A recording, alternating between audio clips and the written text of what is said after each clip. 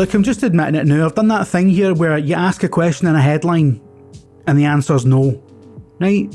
The answer's no. It does not have too many graphics options. Let me explain. If you're looking forward to the long-awaited release of God of War Ragnarok tomorrow, then you probably saw this infographic being released by Santa Monica Studio last week, detailing Ragnarok's 9 graphics modes. And a few of you might have thought, that's a bit excessive, 9 graphics modes? What do you need 9 graphics modes for? How do you expect me to choose between 9 graphics modes? These people in their beachfront Santa Monica chalets expecting me to choose between 9 graphics modes. Look, they're not doing that. Nobody's expecting MD to choose between 9 graphics modes. And I saw about 3 people moaning about this, which as we all know you can extrapolate to about 300 million in the wild. And I'm here to tell you, you don't have to worry about it. It's nothing to do with the PCification of console gaming or anything like that. It's just about accommodating the various different kinds of hardware people might have. That's it.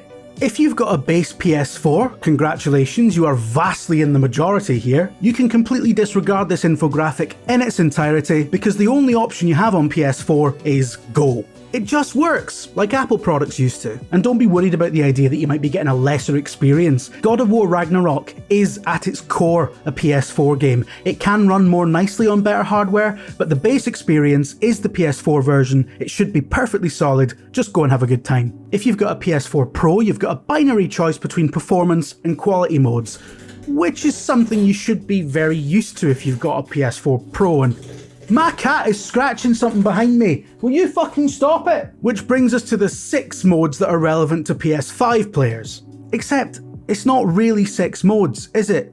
It's still essentially a binary choice between, are you the sort of right-thinking and decent person who thinks that a slight trade-off in image quality is worth it for a massive performance boost, or are you the sort of godless walking horror show who doesn't really appreciate or care about the difference between 40 and 60 FPS and just wants each individual frame to look as good as possible, even if it does result in horrendously juddery motion on sample and hold displays, which I do not understand how you can put up with without getting a headache. Both are perfectly valid states of being which Santa Monica Studio has accommodated for, which is great.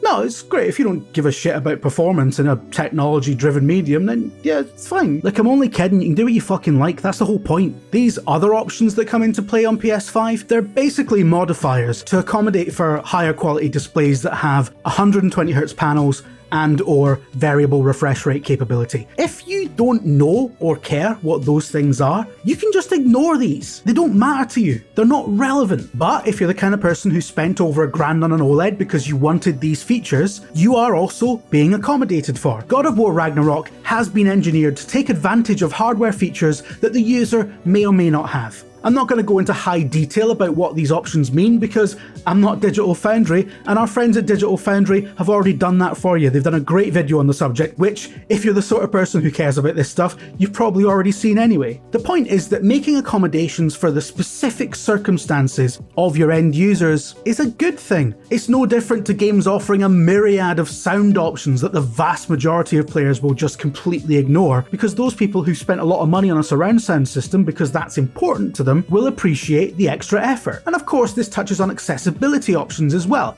I'm not saying accommodating for Tory televisions is anywhere near as important as accommodating for people who are colourblind or people who use an accessibility controller, but the general principle is that it's good to make a product that tries to suit everyone's individual needs. And let's not forget that the global conglomerate that ultimately publishes this game is also manufacturing a lot of the televisions it's going to be played on. It would be a bit daft, would it not, to manufacture a television with all of these wonderful features without having the creative firms at your very disposal make stuff to showcase those features. Look, ultimately, choice is a good thing, and Ragnarok does not have 9 graphics modes. You don't need to worry about it, assuming any of you were worrying about it. I might have just wasted everybody's time here.